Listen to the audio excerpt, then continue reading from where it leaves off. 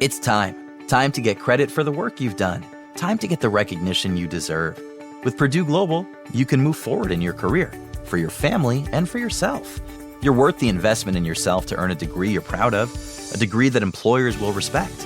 Purdue's online university is designed to support working adults like you who know it's never too late to accomplish your goals. It's never too late to make a comeback. It's time to start yours today at purdueglobal.edu. AT&T believes that your phone is part of what makes you, you. So we understand why you're holding it as you go about your daily activities. Because, truth, nothing should come between you and your connectivity. AT&T 5G is fast, reliable, and secure. And it keeps you connected to family, friends, fun, everything you care about. You'll enjoy fast speeds while you download apps, share your videos, or get your game on. All thanks to AT&T 5G. Requires compatible plan and device. Coverage not available everywhere. Learn more at att.com/5G for you. This is Holly Fry from Stuff You Missed in History class. Toyota is a leader when it comes to electrified vehicles. Today, battery EVs make up less than 10% of new vehicles sold because of higher cost and concerns about range and charging. Enter Beyond Zero, Toyota's vision for a carbon-neutral future. With an electrified, diversified lineup of hybrids, plug-in hybrids, and battery EVs, Toyota empowers you to choose how to reduce your own carbon footprint. Learn more and get details at toyota.com/beyondzero. Toyota, let's go places. This is the Jabberjaw Podcast Network.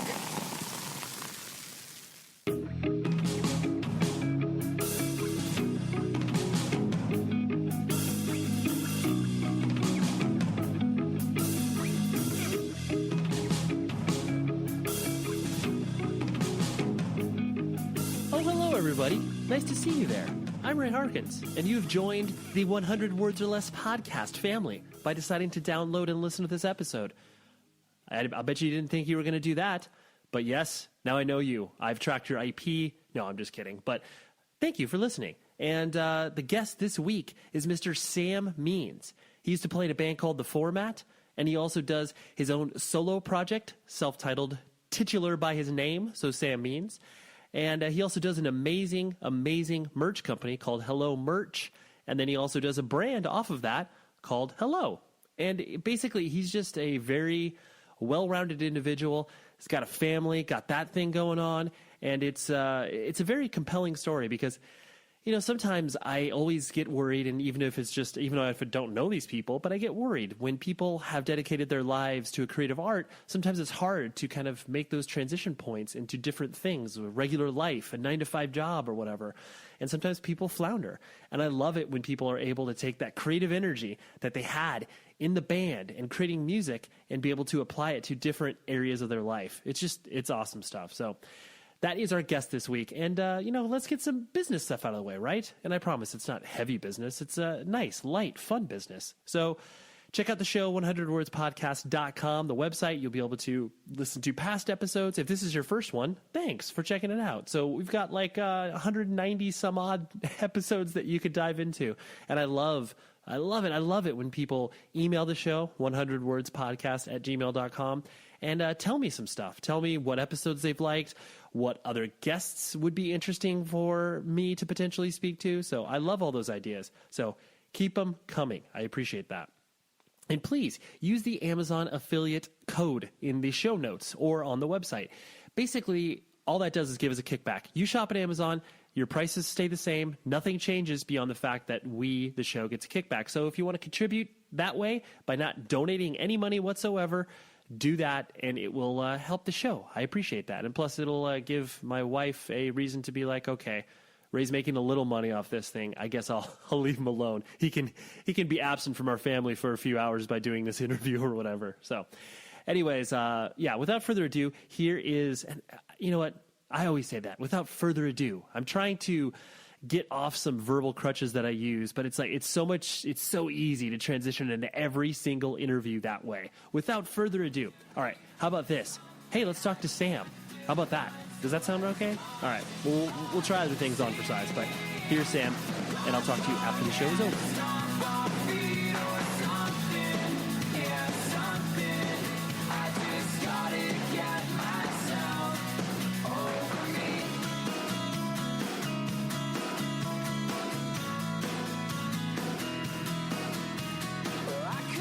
I want to say that I saw the format at. You guys played a Bamboozle, didn't you? Like when it was in New Jersey, if I'm correct.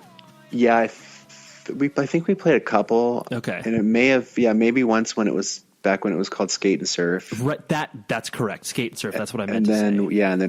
and then I think the next year, or maybe the year after, when it was officially Bamboozle. Actually, no, I don't even think we did. I think it was always Skate and Surf when we played it. Yeah, I think you're totally right. And that's because it was at the Asbury Park where you guys played. I just remember watching you. I was there. I worked at a record label at the time, and I went to see you guys, not for any sort of signing purposes, because I worked at a metal record label, which clearly you guys would not be at home on. Yeah. But you played it was such a weird vibe because it was like a little side theater sort of thing. Yeah, it's all kind of coming back to me now. I think we played right before Local H.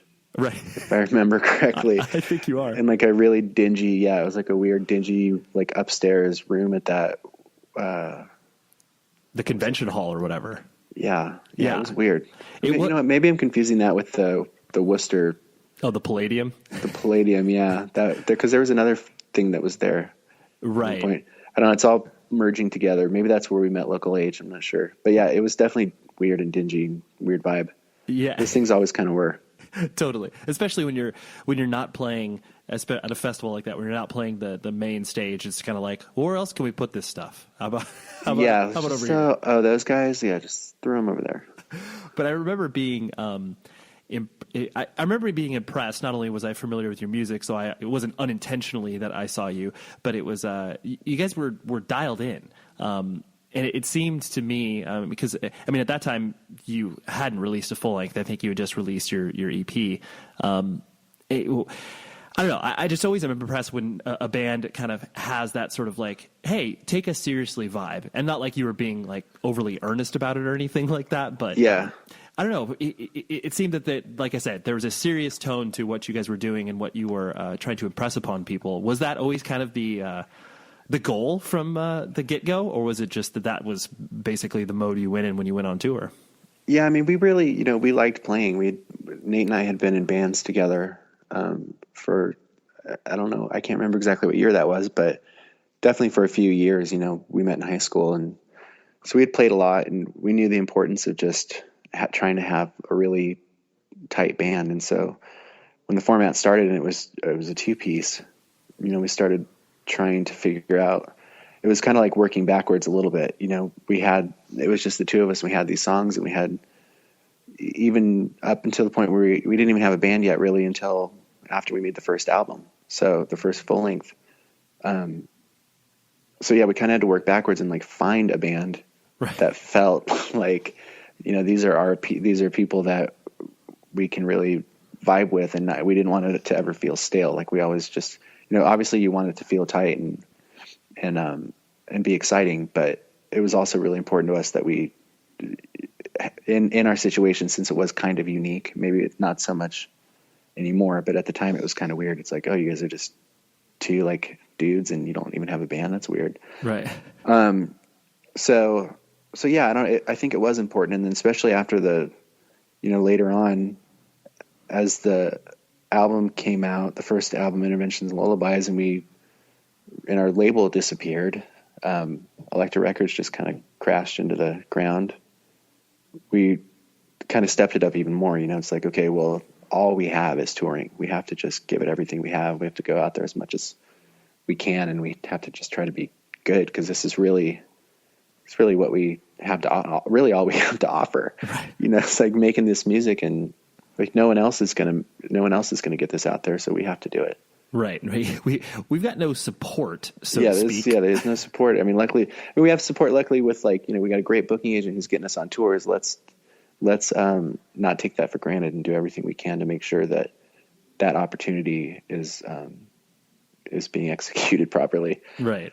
Yeah, you're like the only thing that we have to go on is obviously our music, which I know that sounds so simple and elementary, but it's like, well, that when you peel all the business away, that's kind of all anybody has to stand on. Yeah, I mean, that should always be the basic fundamental of being in a band. That shouldn't be a shocking thing to say, like, well, all we had was the music, right. But yeah, that's, I mean, there's a lot more to it, especially these days, like you really got to get out there and do a bunch of stuff. So, Sure.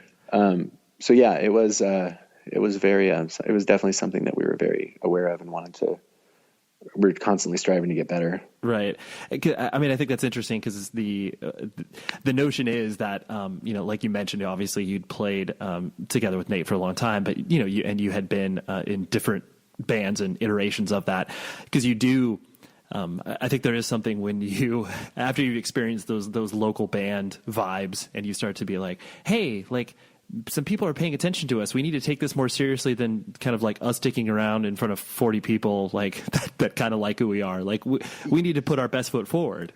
Yeah, we were always from the start. We had pretty, I think the guy that we recorded our first EP with and we had done stuff with before in some of the other bands, the way that we would talk about it, we never, not like we didn't enjoy being part of a local scene, but we always just had this desire to be more. We wanted to be professional musicians, and that's ultimately how the format ended up starting, was just the group of people that we were with didn't really have that vision. They just like to play, and there's nothing wrong with that. But we were just like, no, we don't just want to play. Like, we want to be a band. Like, we want to go out on the road. We want to get signed. We want to do.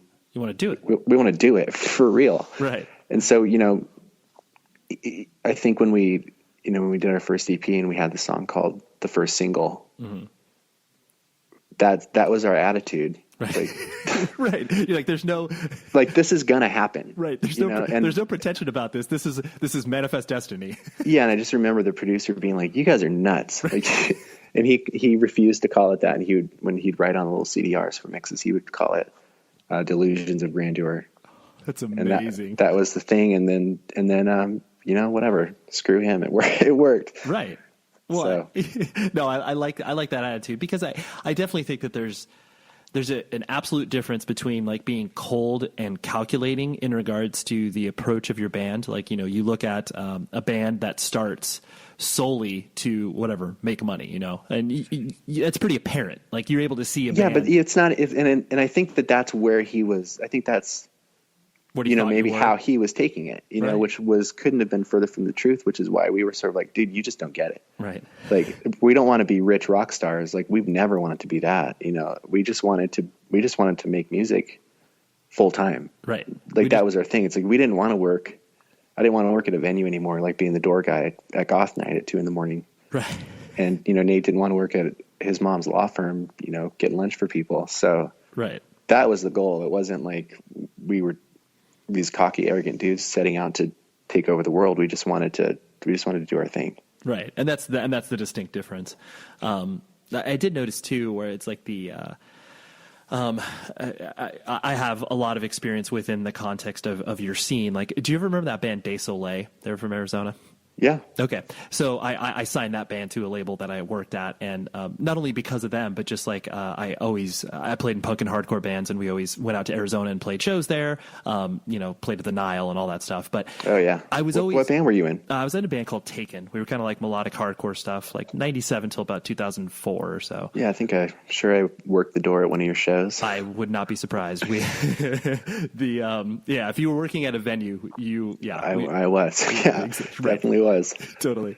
But I was just always impressed, because it seemed that even though Arizona was, just this random mishmash of suburbs, that you guys always had a scene. I mean, and obviously I will cite Jimmy Eat World as being the purveyors of celebrating your scene, where it was always like, they would always take Ruben's Accomplice on tour. And like, I just always felt this really, I guess, familial vibe of your guys' scenes. Is that an accurate reflection, or is that just something that I'm kind of overly nostalgic? Yeah, no, it's true. I would say we had a good scene that was split into two groups. There was, or actually I would say three.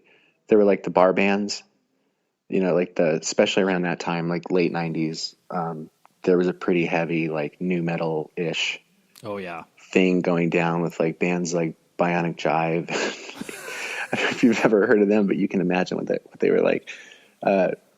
So there's a lot of bars in Phoenix and Tempe and Mesa. So there was that whole thing that we definitely weren't a part of. And then there was like the Nile, kind of more of the pop punk thing going on.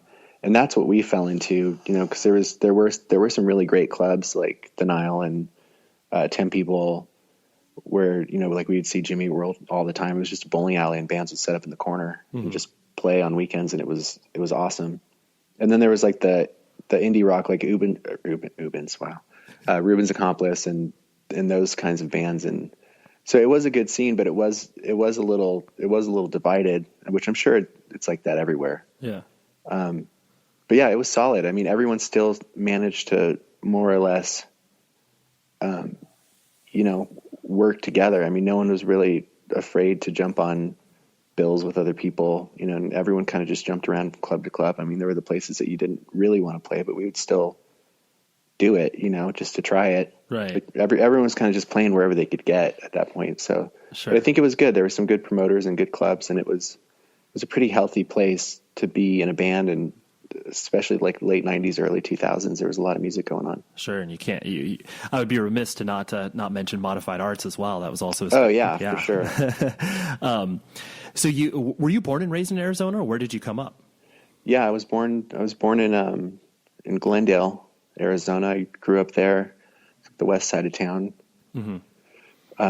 Lived there until I was, basically until I had a car and got kicked out of the house. And then by that point I'd been going to shows and working at the venue. And so I headed to the east side over there and lived there for a while. And now I'm in downtown Phoenix. So I've been here my whole life, never really gotten out besides touring. Sure. And I presume but obviously you don't strike me as, there are people that are what I would call desert folk, where it's like they get kind of locked into the mentality of being just in their city and not having any sort of context outside of it. Clearly you're not that sort of person. But yeah, I presume you do have a sense of like Phoenix is the place, man. It's pretty rad here.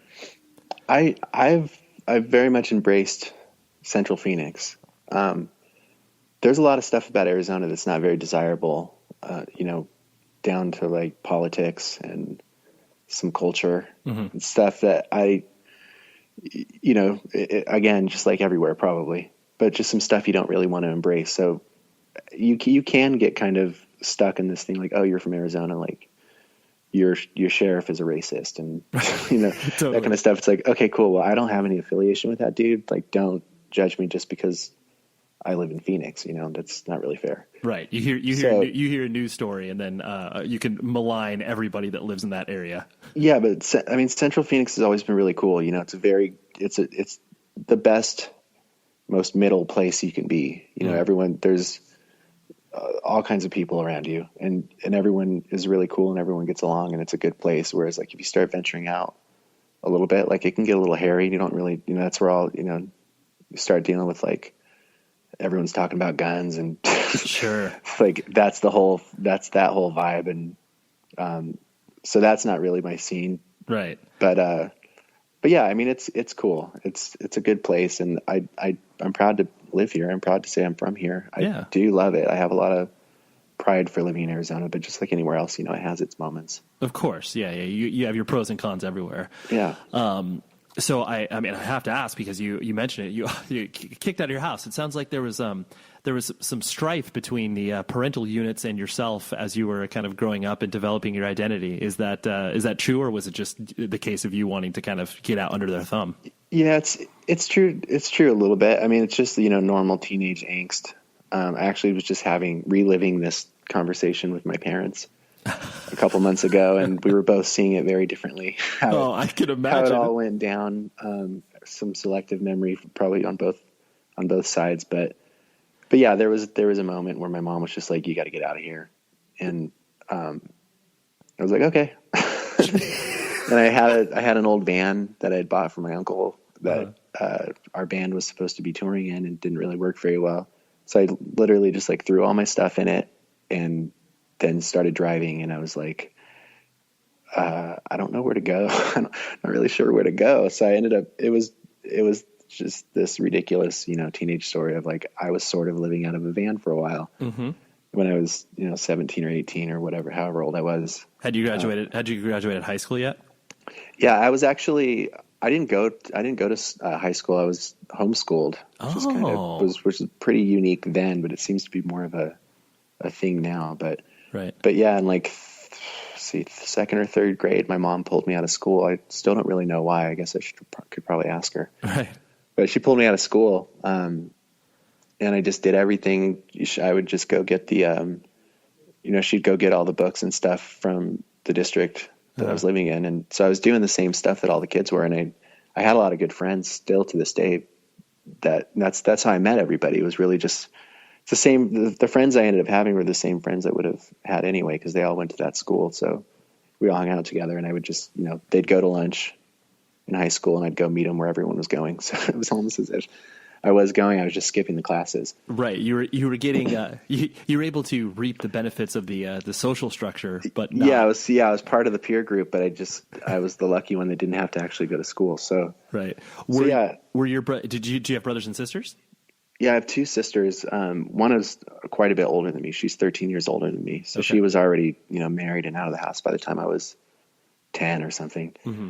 And then I have a younger sister. She's 5 years younger than me. She was homeschooled, I think, until like high school. And then she started doing some, some community college classes, and she ended up being a nurse. So she went to ASU and did that whole thing. Got it.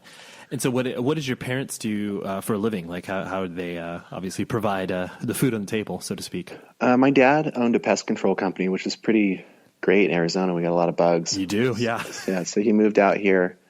They moved out here from California in the 70s. Okay. And he started a pest control company, and it got pretty big, and he ended up selling it when I was in quote unquote high school. Mm-hmm. And but he also still had like you have to be certified to do that. Sure. It's just like any trade. So he had like he still does actually. It's like a school. Oh, okay. That makes sense. So the school for the training, it's really, I guess, just training, the training for the test that you have to take and you have to, if you're certified, you have to take these tests every year and get a certain amount of credits to make sure everything's still up to date. So he does all that stuff still. So after he sold the pest control company, he continued to do that. And Nice. still does today. So that was his deal. And your mom basically, obviously, took care of you guys, taught you, and basically. Yeah. She was at home, and but now it's funny. Like in the last, I guess 6 years or so, 5 or 6 years, she started working with my dad. So now she works kind of full time with him. Oh, nice. Doing that stuff. But yeah, she was always just at home. Sure. Well, yeah. If she's homeschooling, she's got to get you educated. Yep. And so do you reflect on the homeschooling as being like a positive experience, or do you think that kind of contributed to the strife that you maybe had with your parents because you were spending so much time with them? Maybe. Yeah. I mean, maybe it was a little bit of that. I mean, I think looking back, I really do think it was probably just the same stuff everyone goes through. Like I was a really good kid, like I never did drugs, and I wasn't getting in any trouble. Yeah, I was going to say, I was going to ask if you were like, how you were acting out, or if it was just like you said. No, it was actually pretty boring. It was just that like I had, and this is what we were talking about, and I was trying to prove a point whenever we were talking about this with my parents. I was just saying, at that point in life, I had a goal. Even then, I knew I had friends around me getting jobs at telemarketing places and at the mall and that kind of stuff. And I was just like, I'm not, and everyone liked music. So we were all in bands, and no one could really do anything because they had these jobs. And I was just like, I don't want to do that. It's not that I don't want to work. I just don't want to get sucked into that life, I guess. Mm-hmm. And so I just kept telling them, like, I'm holding out, it's not that I don't want to get a job. I just want to get a job that's in this field because this is what I want to do. And it ended up working out for me because I got the job at the venue. Right. And that kind of sparked everything. I mean, that was and then while still very much so being in bands and making music that whole time too. So to me, that was like my college, my early job training for what I do now. Right. Like I learned a lot of stuff working at that venue, and then I ended up starting a concert promotion company a couple of years in with two of the friends that I worked with, because we were just sick of the dude that was running the venue. He was just kind of a sketchy guy. So we're like, we're going to start a concert promotion company. We're going to be the honest guys here because this is ridiculous. So, So it was that kind of thing. It was just the angst was like, I'm not going to go work at, Bed Bath & Beyond. I'm going to go get a job somewhere that's in this field because I know this is where I want to be for the rest of my life. Mm-hmm. Yeah. And it sounds kind of pleasant, but back then it wasn't. It was just like, well, you have to get a job. So have fun with that. Well, especially coming from the mentality that I'm sure your parents had, because I think it's definitely emblematic of the generational divide where it's like, granted, what you were doing now from a not only musical perspective, but from Hello Merch, where it's like that's a trade in essence. Yeah. So it's like when you go to your parents and are like, yeah, I want to do this like weird music thing. They're just like, but you don't do anything. Like, what do you mean? Like, I don't understand like what that actually means. And I think that's where the friction comes from. Anytime you're pursuing something creative. Yeah. And my parent, and to be totally fair, like, especially, I would say both my parents, but especially my dad, like I can very, very distinctly remember as a kid, my dad saying like, you can do whatever you want. Like, you don't, I'm not going to try to get you to get into pest control. You don't have to go to college if you don't want to. Like, I would like you to, but whatever you want to do, I'm going to love you, just as much. Like you figure out what you want to do. But at that time, as a teenager, when, you start growing up, it's the parent's responsibility to make sure that you're going to be a responsible adult. And you have to learn these things when you grow up. It is very important to get those basic, like, life fundamentals instilled in you, like and work ethic and all that stuff. And you have to be able to take care of yourself. So I think it was just a little bit of both, and it's a struggle. And especially now being a parent myself, I've thought about how I'm going to handle that too, because, you don't want to be too lenient with your kids and be like the cool parent all the time, because that can also be pretty detrimental to their future. So I don't blame them for anything at all. I mean, I think what they did was totally fine.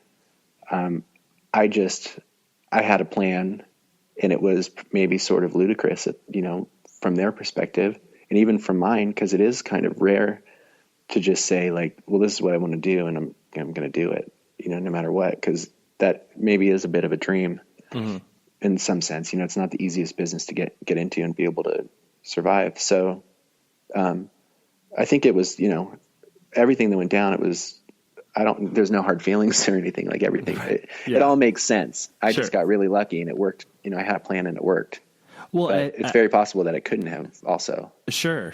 I think the difference between a lot of that, because I'm sure you had friends that had the same sort of desires as you did, but I think it all comes down to the execution. And I don't mean execution as far as like being really successful, but just like the sheer planning and effort that it takes to start to move stuff forward, especially from a band where it's like, okay, we got to record a demo, we got to get a show, we got to make a shirt, like all those things. Like once people realize the barriers that are in front of them, that's when you see, some of your peers fall away, whereas you would be like, well, no, it's fine, it's what I got to do, And a lot of it is timing, and I say this all the time, a lot, people will ask like, what do I do? How do I do this? Right. And, all you can really say is, well, you just have to do it. You really just have to go for it. And you have to be prepared, because I really truly feel like everybody is presented with these, let's pretend you could see them, and your life was a set of roads in front of you. Everyone has these opportunities to take a path. And they don't always take them. I've probably had a bunch too that I just missed, that could have sent me into the stars. Like, who knows, like you just never really know. But that's the other thing that comes along with, it's not just luck and it's not just timing. You also have to be able to take a little bit of risk every once in a while. And I think that's what sets a lot of people apart. Some people just like, taking the safe road. And I think maybe that's what happened with, a lot of my friends, and it happens with a lot of people. They just want to go get a job and be secure. And I totally understand that. Mm-hmm. And that's a good thing, but for me, it's always been like, well, I kind of enjoy the fact that I never really know what's around the corner.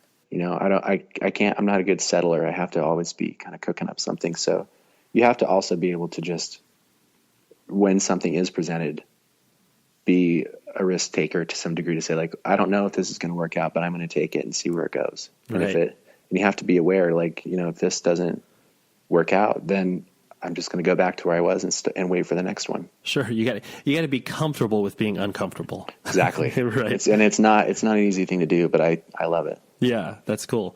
And so then as you started to, like you said, kind of, you know, put together your first bands and stuff like that, you know, what were you attempting to accomplish, like, sonically with your first couple of bands? Were you doing this sort of, you know, by the numbers, pop punk? Were you doing, you know, punk and hardcore? Like, what avenues were you starting to explore? Yeah, the first band was called Never Gonna Score, which is pretty good. It's pretty good. I like that. Yeah, I mean, you can probably guess what that was like. So I can. You probably could have been signed to Drive Thru Records at some point. That was the plan in that band. I love it. We went out. We met with Richard and Stephanie multiple times. We wanted to be on Drive Thru. That was all the rage at that point. Yeah. And I kind of fell into that band. It was Nate had started it with a couple other friends in school. Right before I met him, you know, like weeks before I first met him. And I was just like, oh, you guys are in a band? And they're like, yeah, you want to be in it? Like, okay. Sure. They had one song and it was called Rent a Guy. And it was just, and I thought it was so cool because they recorded it and I didn't even know what that was. Right. Like, how'd you do that? Like, how'd you guys record a song? That's crazy. Totally. You know, so, I joined it just because I was so excited that they had music that you could listen to. You weren't just playing it. And so, yeah, I kind of went from there. We did that for a little while and that we tried, you know, went through a couple band members and there was a guy that was sort of the ringleader in that band that, he ended up quitting. He actually ended up quitting at Richard and Stephanie's house from Drive Thru Records. Ooh, wow. We were sleeping on their floor, woke up one morning. He was just like, dude, this is weird. Like, it's not cool. I don't like this plan. I'm out of here. And so we broke that, you know, when he left, we were just like, okay, we don't really even want to be this band. Like, he's kind of right. Like, this is even the kind of music that we really are into. Like, we can do better than this. So we started, everyone else in that band just kept going, but we just changed the name and we started getting a little bit more into, that's when we started getting more into like Jimmy World and the Get Up Kids and, you know, those kinds of like post-punk, pop-punk kind of bands where it's like, it's melodic, but the guitars still have distortion but there's some bells and pianos on these songs. That's kind of cool. Yeah. There's more texture to it. Yeah. It's like a little bit more of the other stuff that we like, which, you know, besides liking, you know, punk music, like we also really like the Beatles and, Cat Stevens and all that kind of stuff. So it's like, oh wow, you can you're just like learning like, oh, you can mix these two things, these worlds. And then this is an option. Yeah. It's like, oh, I didn't even think about that. Like, I'm glad they did. Right. So yeah, we moved into that. And then everyone else in that band just had other stuff going on. Like people started going to college and people started dropping out, you know, for various reasons. And Nate and I just started, we would just go to this park at night and like hop the fence and just sit in the grass and write these songs. And that sounds adorable. Yeah, it was pretty cute. sounds very very hippie-esque. Just be like, dude, let's go to the park and jam on some songs, bro. It was, but it seems like we were trying to be, you know, create this vibe, but it was really like we didn't have anywhere else to go. Right. Like, were you going to go to my van or? Yeah, we just going to go somewhere where we can't be bothered, and we're not going to bother anybody else. Sure. So we started writing. We ended up writing a lot of songs together in that band.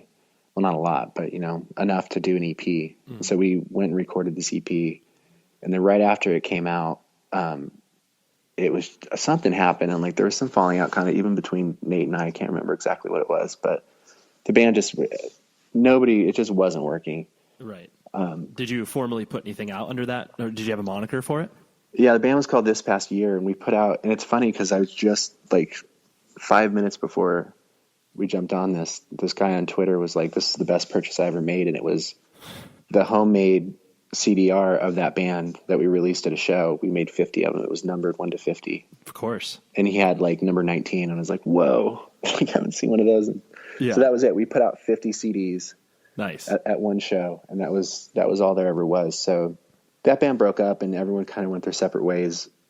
But Nate had this song that I did in my living room. I recorded on a 4-track, and we hadn't talked for a couple months, and I didn't know what to do. So I set up some studio time. I just had this idea, like, I don't really know what I'm going to do here, but I know that I want to keep making music. So I booked some studio time and I started writing some songs. And then I got a phone call from Nate a couple months later, and he was like, "Hey dude, I have this song. Like, I know we haven't really talked, but someone left the CD in my car and I've been listening to it, and I wrote some lyrics over it, and I think we should go record it."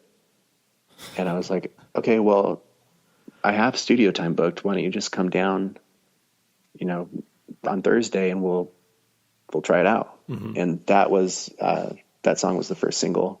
That's so funny. And that's how the format started. We did that. And then we wrote a couple more kind of, in a matter of days. And then we had 5 songs, and we recorded that first EP. Mm-hmm. Not to skip too far back, but like, what was your kind of entry point to more independent music in general? Like, did you kind of come in through the whole, I'm guessing because like we're roughly around the same age, with the whole sort of like NoFX, Green Day, Offspring stuff, or was there a different trajectory for you that you kind of got piped into? Yeah, I mean, I would say, it started with Weezer, strangely enough. Yeah. I got into Weezer when they first came out. I'm like, what is this band? This is crazy. So I loved Weezer, and then I started, obsessively branching out to bands related to them. So then it was like Weezer and That Dog and Chopper One, right? And Teenage Fan Club and whatever bands were related. Ozma, right? The Rentals and Ozma, yeah, those kinds of bands. And then I start, obviously at that time watching Alternative Nation and 120 Minutes on MTV and seeing Green Day and The Offspring. And then I went and bought The Offspring's first record because I'm like, I don't want to listen to this new Offspring, but I heard that they're... Give me Ignition. Yeah, I heard Ignition's really great. And so I still remember I was on a trip with my mom and my aunt, and we were going to Canada to visit my aunt's grandma or something. And I was in South Dakota, and 2 of my cousins were there, and I was like, I'm going to buy this Offspring. We were at a Kmart, and I'm like, I'm going to buy this Offspring CD. And they're like, yeah, you should buy that. It's great. Mm-hmm. So I bought the Offspring CD, and then we got to Canada, and Much Music was on. We were just watching Much Music all the time back when it was just a Canadian channel. And NoFX was being interviewed by somebody, and they're like, oh yeah, NoFX is. They were like they knew the kind of the punk bands. So then I went and bought some NoFX CDs, and then it went into Rancid and Operation Ivy and all that stuff. So I mean that whole time, like, all those bands were starting to get kind of in the mainstream anyway. Right. So that led to, going even further. Like, now I'm listening to all the Lookout records. Then it started being about the labels. So I'd just find the cool labels that were releasing the bands. Then I'd buy everything on Lookout, like Groovy Ghoulies and sure, Screeching Weasel and 15. Right. All these bands. So it was that, and then Asian Man Records and then it was Drive Thru Records, and then it was Caroline or whatever. Then it was just about going to the record store and looking for the record labels and just buying everything they had. That's how it started. And then I started going to shows, and it was just a snowball from there. I like the way that you put that, because it does become. You become obsessed, and you get these weird notions because a lot of our friends, like, you watch them kind of like where their limit ends, where they're just like, yeah, like, I'm cool, like, I don't need any more. But then there's people like you and I who are just like, no, like, there's a never ending well here. You can keep searching and and finding more. That was our favorite. I mean, there's a record store here called Zia Records, and it was a chain, and that's what we would do. I mean, we would go there. So, multiple times a week. We'd go get Taco Bell. I was the first one who could drive. Everyone would jump in my car. We'd go get Taco Bell. We'd eat it in the parking lot. And then we would just go basically loiter and see records. And you would walk down the aisle one by one, and you would just go looking for something that would stick out, the spine, like, what's going to jump out at you today? Sure. And then you do that, and then you go back 2 days later and you'd find, like, the Voodoo Glow Skulls or something. Totally. I'm going to try this out, because there was no other way to hear it. Mm-mm. Like, there wasn't the internet, so you really just like, I'm going to buy this and see if I like it. And it's like, oh, who's this band Bracket? Like, they look kind of cool. Sure. Buy this and see what's up. And, how about Diesel Boy? Let's try this. Like, sure. Yeah. Everything. So, you figure out what you like, and you'd buy I'd get like, oh, I've heard about Face to Face. Like, no, I don't like Face to Face, but I like Pulley, like Pulley's cool. It's kind of the same Right. thing. It's just, I was more about the melodic bands. So, bands like Bracket were really great, and bands like Face to Face, maybe not so much. It was like a little too, not that they weren't melodic, but I definitely had my thing. Sure. Anybody that was doing anything interesting with melodies, that's really what stuck with me the most. This show is sponsored by BetterHelp. Let me tell you, the holidays are awesome.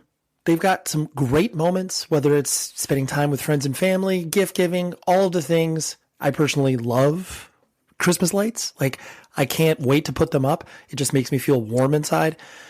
But there are moments where it's like, man, it's overwhelming, or I'm feeling really alone or sad. All of the things that just, can kind of compound it during the holidays. That is why you need to take a beat and maybe take that moment for yourself. Give the gift of time to yourself. And that's honestly why I love dipping into therapy.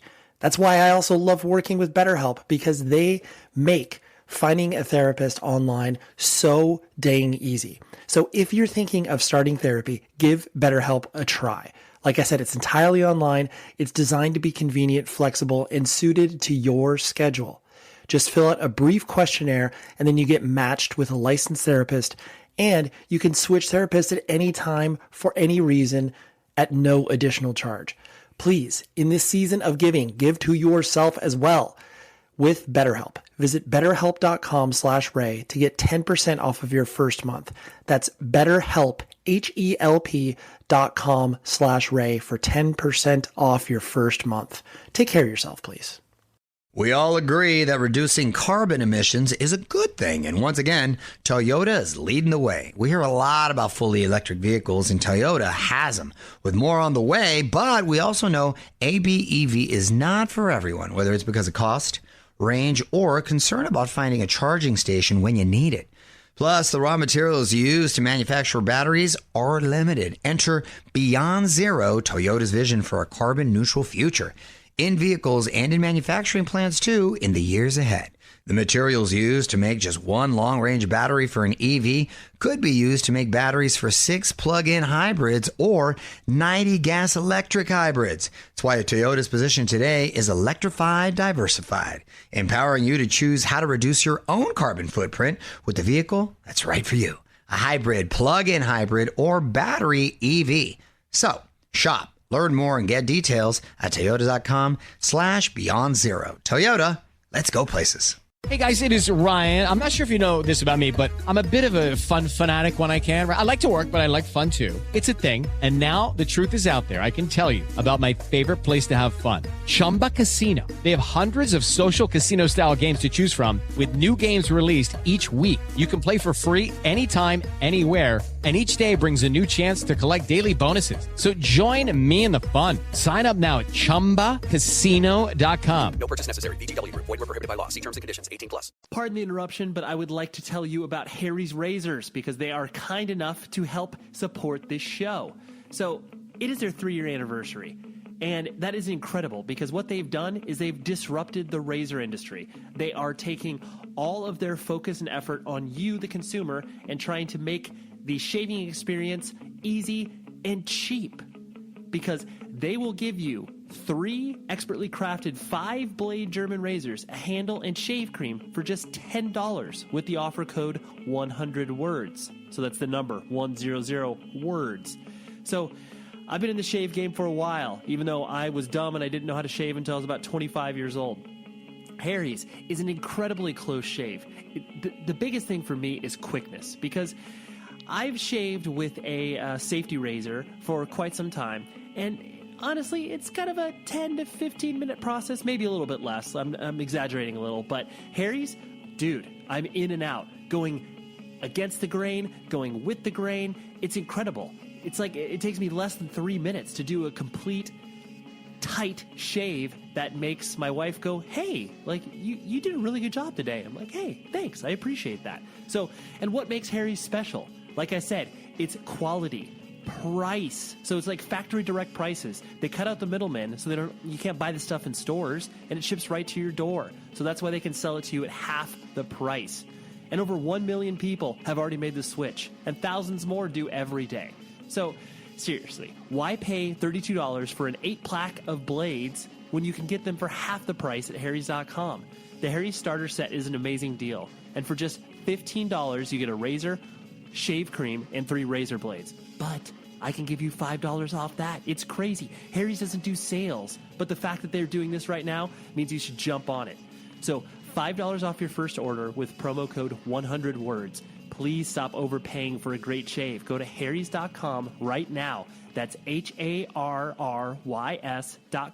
and enter the code 100words at checkout. Growing up doesn't mean you need to outgrow heavy metal. And now for discerning metalheads everywhere, there's a podcast just for you. Metal Brainiac is the smartest half hour in heavy metal. There's no beer or bro talk, and we leave Satan at the door as we dive into serious conversations with top metal artists. We dig into the creative process and explore the challenges of expression when people can't make out the lyrics. I'm Matt Piken, the host of Metal Brainiac, and you can find us every week on iTunes and wherever you find your favorite podcasts, and also at metalbrainiac.com. I mean, and that's why the low-priced samplers of that era from, 95 to like 2002, 2003 were so crucial. Yeah. It was like, dude, wait, I can buy this for $5 and it's 27 songs and I'm going to find 20 bands that I like on there. Dude, I want to bring that back, but then I guess everybody already sort of does that with playlists now, but that was like so crucial. Those compilations were just like a godsend. Because they're they're sitting right there next to the register usually, and you're just like, oh, I got $5, sure. It would save you a lot of time and money because maybe you had been holding, not so sure if you're going to pull the trigger on this this Unwritten Law CD, right? And then you hear them on the compilation, and you're like, oh no, I'm glad I didn't buy that one. I don't really like them. Totally. You're like, I got burned one too many times by buying the Donuts and Glory CD or whatever, like just the most random stuff, and you're like, oh, that's not good, but that's really good. So yeah, that was great.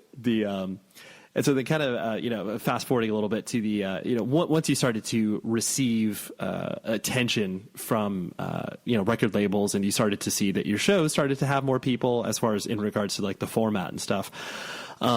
Was it easy for you to kind of get that attention, or was it always kind of, was it a learning process for you just because you had been used to the sort of local show vibe? Or was it kind of like, hey, this is rad because this is what I've been looking for?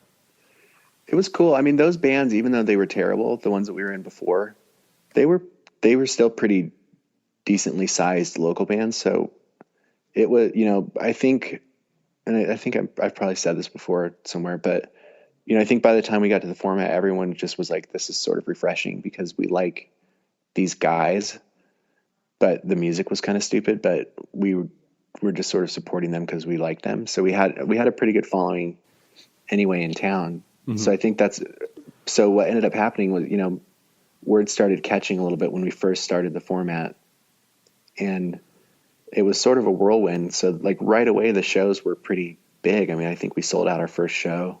It wasn't like a huge place, but it was like the basement of the Nile. That's like 300 people. It's great. Yeah, it was still good. And then, we sold out a modified show, and it just all within, a couple weeks of each other. And so that whole thing happened really fast. I mean, we got signed, really super quick. Mm-hmm. And so it was a little strange, but to be swept away into this major label thing and, get a nice advance and like go, all of a sudden we're recording in Capitol Records studio where the Beach Boys were recording. We're with Josh Freese and he's doing drums for us. And we're like, what's going on? This is crazy. Right. But then, you get like lifted up super high, but then you immediately fall down in your face because that's just all a facade. Like that's just what money will get you, it's like somebody kind of funding this idea of like going and making an album. And you start getting these hopes of like, oh, this is great. Like I still remember thinking like just being so unaware of reality within that business because you just know what you've heard from third parties, just thinking like, man, are we going to be like touring in planes and like all the stuff's going to be happening? It's going to be crazy. Right. And that's, like daydreaming stuff, obviously not like reality, but you just have this thought like, this is my whole life is going to change forever. Because we just got signed to this label. Yeah, it's at your fingertips. Yeah, because it is. I mean, that is a possibility. So it's not like that's too far out of the realm of possibility. But But for a lot of people, it's not. I mean, tons of bands get signed to major labels every day, you know, and very few actually can take it to that level, you know, where they're like superstars to some degree. So, you know, yes, like it was weird but it was a facade, because when we went out on the road after making the first record, like we immediately went out on tour, and it was like a WB network sponsored, like, cheesy tour. Oh, that's amazing. WB network. So Yes. Yeah. So we're like, you know, we just made this album, we're like all excited and hyped up. And then we get on the road and we suddenly realize, like, oh, nobody knows who we are. Right. We got a lot of work nationwide to do. Yeah. It's like, you know, there's some video of us on YouTube somewhere that someone sent me a while back, and it's hilarious. Like, we're playing at this college outside on the lawn, you know, like a little amphitheater kind of a thing. And there's like 4 people standing there. Like, one of them's maybe paying attention. There's like a drunk girl dancing over in the corner somewhere. Sure. And we're just playing, and, you know, it's like, that was the reality. Like, so you get these, you know, these notions in your head that everything's going to be amazing, but that's not the reality at all. Right. That's when we immediately were like, okay, we got a lot of work to do here. Sure. And we knew it, but, you know, you just get wrapped up in the idea that just because you get signed, like, everything's going to change, and that's not how it works. Mm-hmm. Right. Yeah. There's a lot of hard work that, like, I always, at the record labels that I worked at, it was always one of those things where I tried to give them that speech where it's like, hey, just because you get signed, this is where the hard work begins now. Like, you're not on easy street at this point, like, where everybody else is going to do work for you. It's like, this is just a partnership that we need to work on together now. You just have more people to help you out along the way. Yeah. And we knew that. And Right. especially coming from, like, the, you know, I don't know, I guess the punk scene somewhat, you know, like, we knew what we were getting into, but it's still, you can get wrapped up in that when when you're faced with it, when it's in front of your face. It's like, well, we know that, you know, everyone's been singing about the music industry and selling out and all this stuff, and how bad it is. You know, Jeff Ott's been singing about Green Day for the last 3 years. It's terrible, like how he lost his friends and Totally. whatever. But so, you know, we had that sort of punk rock attitude of like, this is probably not going to work out, but we got to try it, right? Let's try it. Why not? Like, whatever. What was the because obviously, I mean, that song did have some permanence in regards to not only because it's a really, really good song as far as the first single is concerned, but obviously you had some, you know, radio airplay and that sort of stuff. When we're because I'm sure there's maybe like one or two surreal moments as you were kind of letting that chaos swirl around you. You know, is there anything in particular that sticks out during that time where it was like, holy shit, like this, people are really identifying with this song, and then like we have to play that last because otherwise people will leave and that sort of stuff? Yeah, it was just, I mean, really early on, because that was the first song that we put out. Sure. And that was the first time that, and the internet had, you know, not that it had just come out, but I would say by that time, you know, it was starting to get more accessible on a greater scale. You know, like you could upload an MP3 somewhere at that point, you know, in 2002, and somebody could download it for 20 minutes and then listen to it.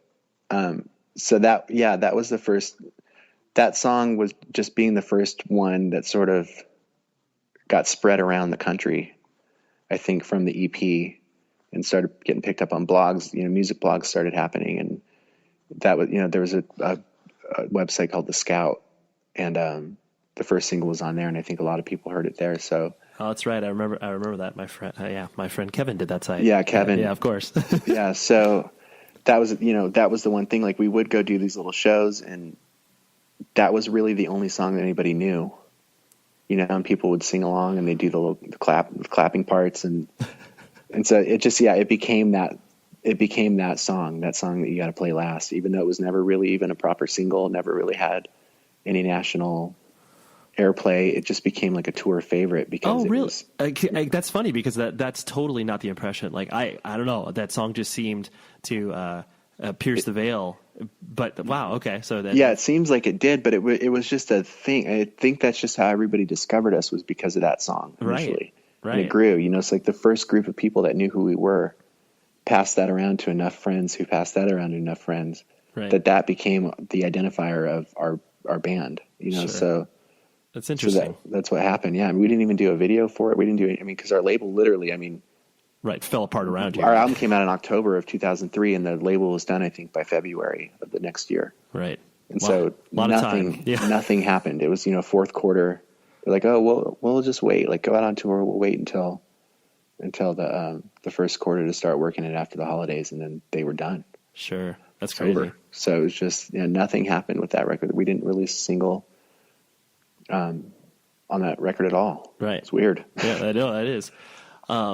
And then kind of, you know, focusing on the, you know, your transition out of obviously like the format once that started to dissipate. Was it one of those things where, because obviously since most people that play in bands attach an identity, like, you know, you're Sam from the format, and like that's how so many people know you. Was it difficult for you to kind of, I guess, transition out of that identity, so to speak, and kind of figure out what you want to do after that? Or was it just a matter of like, all right, well, now this is the next sort of step? How was that transition? It was kind of weird at first because, yeah, I did have that. I did have that idea in my head for a long time. I would say even just until recently that I didn't really want to milk that, you know, to get to do something else. Like I didn't want to be like, I'm Sam from the format, but I realized, you know, pretty recently that, well, that's who I am, you know, like I was in that band still, people are still aware of it. People still listen. There's new fans, there's still things. And so I think it's okay to say, you know, even to use that as exposure for my new record that's out, I think is okay, you know, because how else is anybody going to know who I am? You know, Sure. Like that's really the only thing I can tell people to get them to remember. You know, it's like I was in a band that broke up 8 years ago. Right. You know, someone could be like, "Oh, the new Sam Means album's out," and someone would go, "Who?" Right. But if someone said the new Sam Means from the format, you know, he's the dude from the format, his album's out, then, you know, a couple of years are going to perk up and be like, "Oh, really? Cool." Yeah. Oh, I remember him. Yeah, I remember that band. Yeah. So I don't think there's anything wrong with that, really. And so, yeah, but for a long time, I didn't want to associate myself with that just because I felt like maybe it was wrong. You know, it's like, well, the band's done. I don't want to just keep, you know, hammering on that point. Right. You And dip it into that well constantly. Yeah. I don't want to just keep saying that, you know, introducing myself to people as Sam from the format. Sure. I don't know if you remember, but I'm Sam from the format. Yeah. Okay, cool. So Let me refresh your memory. yeah. So I'll have a burrito and a large Dr. Pepper. Thanks. So yeah, I didn't do that kind of stuff, but Right. it is. I mean, it's who you are, you know, it's part of my history and it's something I still think of so fondly and I'm so proud of it. So, I mean, Yeah. who cares? Sure. No, I mean, you can't be the people that sort of shed their, well, I'm trying to think where it's like, okay, I look at, you know, that band Sleigh Bells where it's like the whatever, they're definitely not as cool as they once were, but it's like the guitarist used to play in that hardcore band Poison the Well. Yeah. And it's like, he mentioned it, people asked him about it, but there was definitely that sort of like, oh, that's what I did as a kid vibe. And it's like, you know, you don't have, like, Poison the Well was a really meaningful band to a lot of people. Like, you don't have to sort of be like, oh, because I'm now in this world, I can't look at that time and reflect upon it like exactly what you're doing. Fun. Yeah. I mean, I think of it as bigger picture. I mean, a lot of people just, they don't want to keep harping on that, on their past, you know? So I heard an interview the other day on a podcast with this dude, Mike Binder. He was a comedian. Sure. He was like a stand-up comedian for years. And then he started directing movies and writing movies and stuff. And he was pretty big on that. You know, that conversation was interesting to listen to because, you know, he's like, you know, I don't want that. It's just so far, you know, that was 30 years ago. Like, so much more has happened to me, you know, like we should be talking about my movies and not stand-up stuff, you know, but that kind of opened my eyes a little bit more even, and hearing that, just being like, well, it's just kind of weird to me, you know, because I don't know, like if someone's interested in any avenue of your life, it's a bigger picture of who you are. Like you shouldn't try to like, you know, tuck something away just because you're working on something new. Like you should be happy about it, right? It's the story of your life, you know. Totally. Like you want people, especially when you're trying to sell music and promote something. It's like, you know, if that's what somebody wants to talk about, like that's amazing that anybody wants to talk to you about anything. Totally. You're like, oh wait, you're interested? Like okay, the concept that anybody would want to talk to me for any reason whatsoever is fascinating to me. Totally. So if someone wants to talk about the format, or they want to talk about Hello Merch, or they want to talk about, you know, Hello Apparel or whatever, any of the stuff that I've done, I'm down to talk about whatever. Right. At this point, because it's not talking about those things. It's talking about me. So that's my life. And that's right. It's flattering. That's all there is to it. Yeah, absolutely. I did want to hit on Hello Merch because that. We all agree that reducing carbon emissions is a good thing. And once again, Toyota is leading the way. We hear a lot about fully electric vehicles, and Toyota has them, with more on the way. But we also know a BEV is not for everyone, whether it's because of cost, range, or concern about finding a charging station when your battery gets low. You start freaking out. Plus, the raw materials used to manufacture batteries are limited. Enter Beyond Zero, Toyota's vision for a carbon-neutral future in vehicles and in manufacturing plants, too. In the years ahead, the materials used to make just one long-range battery for an EV could be used to make batteries for 6 plug-in hybrids or 90 gas-electric hybrids. That's why Toyota's position today is electrified, diversified, empowering you to choose how to reduce your own carbon footprint with the vehicle that's right for you, a hybrid, plug-in hybrid, or a battery EV. So shop, learn more, and get details at toyota.com/beyond0. Toyota, let's go places. Hello, it is Ryan, and we could all use an extra bright spot in our day, couldn't we? Just to make up for things like sitting in traffic, doing the dishes, counting your steps, you know, all the mundane stuff. That is why I'm such a big fan of Chumba Casino. Chumba Casino has all your favorite social casino-style games that you can play for free anytime, anywhere with daily bonuses. That should brighten your day a little. Actually, a lot. So sign up now at ChumbaCasino.com. That's ChumbaCasino.com. No purchase necessary. VGW Group. Void where prohibited by law. See terms and conditions. 18+. Denise has been playing jazz for 40 years. Last concert, one of the musicians fell sick with RSV. Respiratory syncytial virus, or RSV, is a highly contagious virus that can lead to breathing problems. This time, she's choosing to help protect herself with Pfizer's RSV vaccine, Abrysvo. Abrysvo is a vaccine for the prevention of lower respiratory tract disease caused by respiratory syncytial virus, RSV, in adults 60 years of age and older. Abrysvo is not for everyone and may not protect all who receive the vaccine. Don't get Abrysvo if you've had a severe allergic reaction to its ingredients. People with a weakened immune system may have a decreased response to Abrysvo. The most common side effects are tiredness, headache, pain at the injection site, and muscle pain. Ask your pharmacist or doctor about Pfizer's RSV vaccine, Abrysvo, respiratory syncytial virus vaccine. For full prescribing information, please call 1-844-989-7284 or visit abrysvo.com. Brought to you by Pfizer.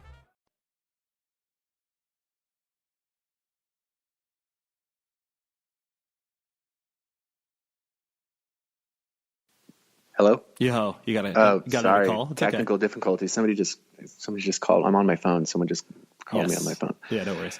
I was going to say with hitting on Hello Merch. Obviously, it's to me, watching your trajectory, it's a very logical extension that you would be able to want to offer these services because you yourself have come from that position of like, oh, we've always worked with merch companies that are, didn't know what they were doing or whatever. Am I right in that kind of trajectory for you to be like, hey, this seems like a cool thing? And then obviously Hello Apparel kind of, sprung out around that. Was that kind of the sort of germ of an idea? Yeah, that was all very natural. I mean, the format had a really low scale merch company that was we were operating just for ourselves. Probably for the last 4 years or so, the band, we had a little warehouse set up and we were packing orders when we were off tour, and we had a friend that was kind of holding down the fort while we were on tour. And so, it was working out really well for us. We were doing good, and it was a good outlet for us to have to just kind of stay on the road, just help pay the bills, especially when we weren't touring, we weren't making money. It was cool to be able to have a steady income stream from selling shirts in between. So even then, I mean, I always wanted to make it more of a thing, because we'd go out with these bands and they would be in similar situations that we were in prior, where they weren't getting shirts, or they were just terrible. They weren't what they wanted, or they were in this endless debt cycle with merch companies. And, I wanted to help. So yeah, you saw a need and you filled it. Yeah, I saw a need, but at that time I just couldn't do it. I was just too busy. There's too much going on. And I just felt like if I try to take on anything else here, I'm not going to be doing any good. There's very realistic possibility that we can end up, hurting these bands just as much as anyone else is, just because we can't give them the time that they're going to need to do it. So yeah, I mean, when the band broke up and having that infrastructure in place, I didn't have anything else to do. And I just thought like, well, this is the time to do it. I already know how to do this. I want to do this. Been wanting to do this for a long time. So I should at least just get this rolling, because there was really no startup. It was already there. So it was really just about calling a few people and just being like, hey, I'm doing this now. Do you want to? Right. Let's take this seriously now. Let's try it. So it just, it kind of built very naturally on its own. I mean, for years, all the bands that came in were all just word of mouth. It just kept growing and growing and growing, from one person to the next person to the next person. So yeah, I mean, it's been a really cool thing. We work with a lot of cool bands, and they're all, we treat everybody like they should be treated, right. Well, and from an outsider's perspective, it feels very organic, and I know that's like an overused term, but it definitely, as exactly what you're saying, where it's like it does seem like I could probably connect you to each of those bands or merch stores that you offer, to be like, oh yeah, I see why that happens because Sam knows Chase, and like where like I see those connections already. So it's like it does feel like you said, just kind of essentially an extension of yourself. Yeah, it's all connected. It's all a big family tree. It's like the genealogy of the bands you can trace back to the format in some way. Right. So yeah, it's cool. I mean, I'm definitely really happy to still be doing this. I'm glad that it's become what it is. It's not like some huge major thing, but sure. But it's good. I mean, it's fun. How weird is it with with obviously the Hello apparel side of things, because I mean, it's one of those things where I've purchased a large amount of things from you, especially for my wife and my kid. And they, it's like when I tell my wife, it's like, oh yeah, it's a Sam, dude from the format. She's like, oh, like that's cool. But then obviously there's people that are coming into it that, could care less that you ever played in a band. It's turned into a whole different thing than, I mean, it's funny how it even started. It was just, it was just kind of like how I started the merch thing. Right. Just like it was already there. I just wasn't doing it. I just wasn't expanding upon it. And so that was the same thing with the clothing company. It was just like, we have the ability to create an online store. We're printing stuff constantly. I'm designing stuff constantly. So why am I not doing this? Like, there was one particular thing, like I saw, my friend Joe, who does all the screen printing for us, he was printing like 5,000 shirts for this order. This kid that just started a clothing company for a company called The Fancy. They had this like subscription box service, and I was just like, that kid sold 5,000 shirts in like a second to these people. Like that's nuts. Like I want to do that. So I just made it my goal. I'm like, I'm going to email all these people and just see what the deal is. Like, So I emailed The Fancy, and I got in touch with somebody, and I just had whipped up a few designs with Hello on it. And it's just like, hey, I just started this clothing company. Everything like 10 minutes ago. Yeah. P.S. It was 10 minutes ago. Right. I just started this clothing company. Like, what do you think? And they liked it. They're like, yeah, well, let's do one. Like, let's do the sweatshirt in one of the boxes. Can you get them done in a couple weeks? And I was like, yeah, okay. Like scrambling to get a bunch of stuff printed and meet this deadline for this dude, but it worked. And that's how it started. And then from there, my wife was like, dude, we should make kids clothes. Like I know all these girls, that have blogs, and Instagram started getting, kind of started going off around that time. And I can I can start sending stuff to people. If they like it, maybe they'll post about it. And so it was the same thing. It just sort of happened. It was that, like I was talking about before, it's just that opportunity that I saw, and that sort of risk of like, well, why not email these guys? Like, maybe they'll be into it. Right. And they were. And so, but that's the thing is like, you have to be able to execute it. Like when you take those opportunities, you have to be able to say like, yeah, I'm okay. Someone just gave me this opportunity. Now I actually have to do it.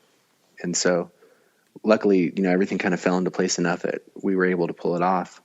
And from there, it just sort of built on its own, right. Through a community of people. And it turned into this thing that never had anticipated it to be, where it was like, yeah, it's very much centered around young moms and kids and, young parents and matching outfits, right. all that stuff. But who would have ever thought? But it just was the timing. It worked out. Totally. And I just like it too, because obviously it's stripped of any, ego. It's not like it has anything to do with your own personal background at all. It's like, I like it when people can, be known in two different fields, where it's like you can be known in the, family blogging ecosystem without anybody have any idea. The fact it's like, oh, that dude played in a band, it's like, I love those duality, scenarios where people can insert themselves into two completely separate worlds, Yeah, totally.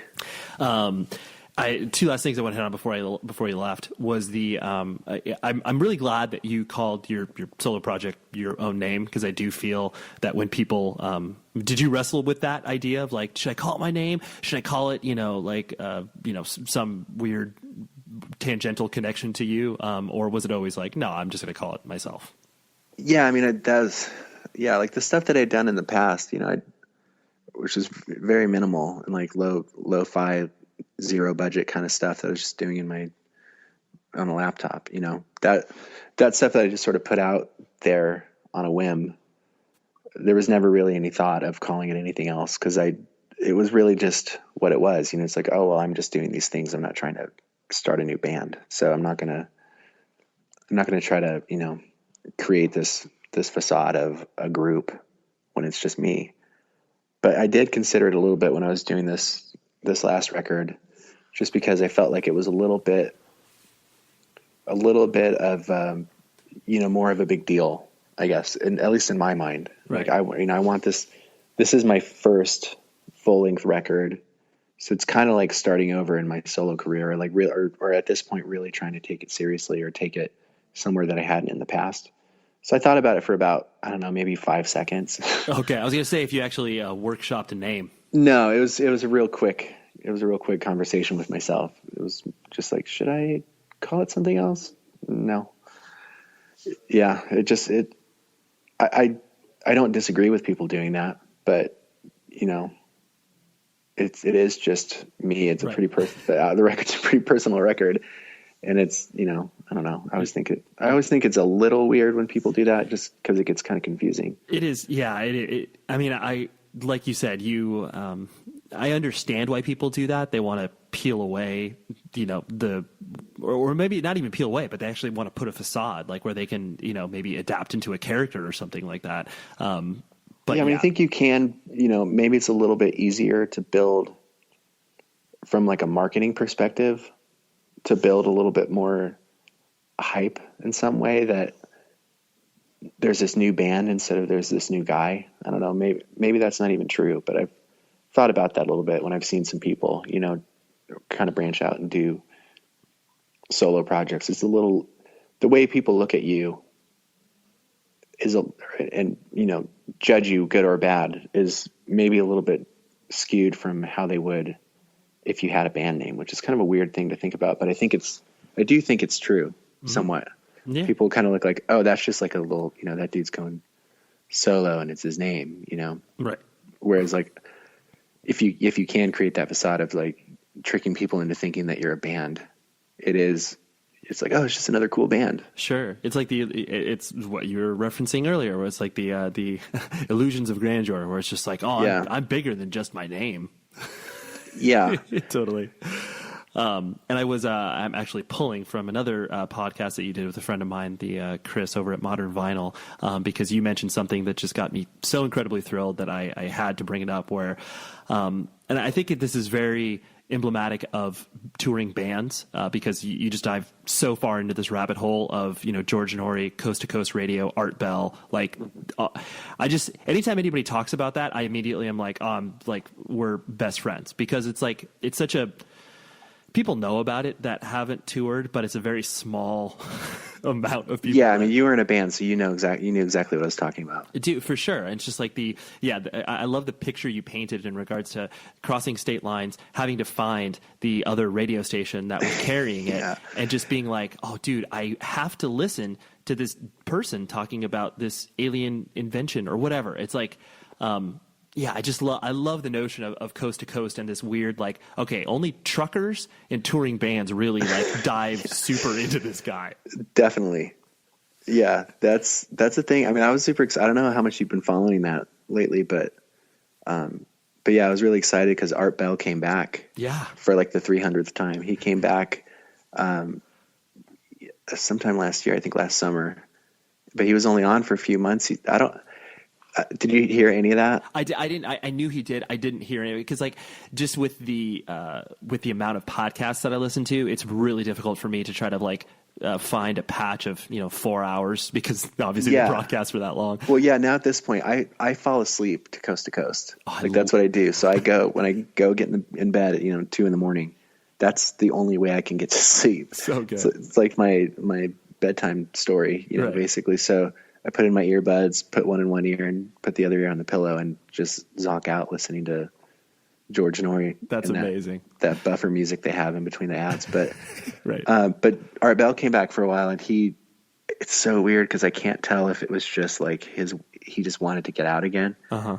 But he started getting these like threats, I guess, on air. Like people were shooting, like there were gunshots around his house and like, whoa. He was being watched and all this stuff, and it semed very theatrical. Right, like this is kind of like War of the Worlds sort of stuff. Yeah, and then there was a point where he's just like, I went and listened one night, and all of a sudden it was this woman on, and she's like, "Art Bell's done. I'm going to continue the show in his place. He's feared for the safety of his family. He's getting too many threats." And I'm like, what is going on? It's crazy. Yeah. So he's gone now, so it's a bummer. But luckily I still got Coast to Coast. I open up their little iPhone app and zonk out to it every night. That's absolutely incredible. Yeah, that world is just so ripe with people becoming obsessed with it. It's so easy. And then once you discover that's when you start to, dive even deeper down those conspiracy theory and, time traveling and, oh man. Yeah. I can't even tell you how many time travel books I bought on tour. Have you ever messed with was it the John Titor or whatever? Oh yeah. Yeah. I've been down that road. I love that. Well, I think we could probably do a separate podcast just reviewing all of the conspiracy theories. Yeah, there's some good stuff. That's spectacular. Well, I'll wrap it up. But thank you so much, Sam. This has been fun, and I think it paints a very nice picture of a person who's done a bunch of different stuff within this weird independent music world. So thank you, man. Yeah, thanks for having me, dude. So thank you very much for checking out this episode, and thank you very much to Sam. What a great guy, right? I mean, I know I say that about, well, basically everybody that I bring on the show, because realistically, I make sure that the people who appear on this show are good individuals. Because, at the end of the day, we're all in this weird independent music world together. And, frankly, there are some bad apples in the bunch. I don't want to focus on those people. So that's why I feel a little redundant when I'm saying, oh, good people. So anyways, but that's just, I'll get off my soapbox. But thank you very much for checking out the episode. Visit 100wordspodcast.com. And for those of you that haven't jumped on it, the Amazon affiliate code, click on that link in the show notes here, and you will be able to give a little kickback to us, because I appreciate that. And it makes everything, my life, so much easier when I actually see a little bit of money from this. And I can justify to my wife, like, hey, I promise that, like, I'm paying for something of this, and it's not just me by myself, quote unquote, wasting my time. So do that up. I appreciate that.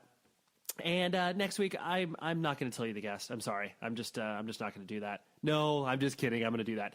It is Steve, and I am butchering his last name. I promise. I will do some practice before next week. Steve Kleiseth from Further Seems Forever, Strong Arm, Shai-Hulud. I've been wanting to get this dude on for quite some time, and he's a champion video game player. Did you know that? Well, You'll find out a ton more next week. And thank you very much. I will see you soon. And please be safe, everybody. You've been listening to the Jabberjaw Podcast Network, jabberjawmedia.com. Shh.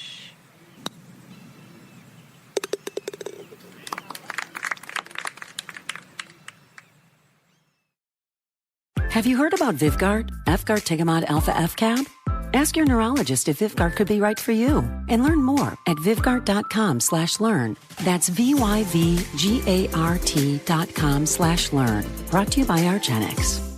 It's football season, and you can now get almost anything you need for game day delivered with Uber Eats. What do we mean by almost? Can Uber Eats deliver foam fingers? No. But chicken fingers? Yes. Touchdown dances? No. Buttermilk ranches? Yes. Field goals? No. Grilling coals? Yes. There you have it. Get almost anything for game day delivered with Uber Eats, official on-demand delivery partner of the NFL. Order now.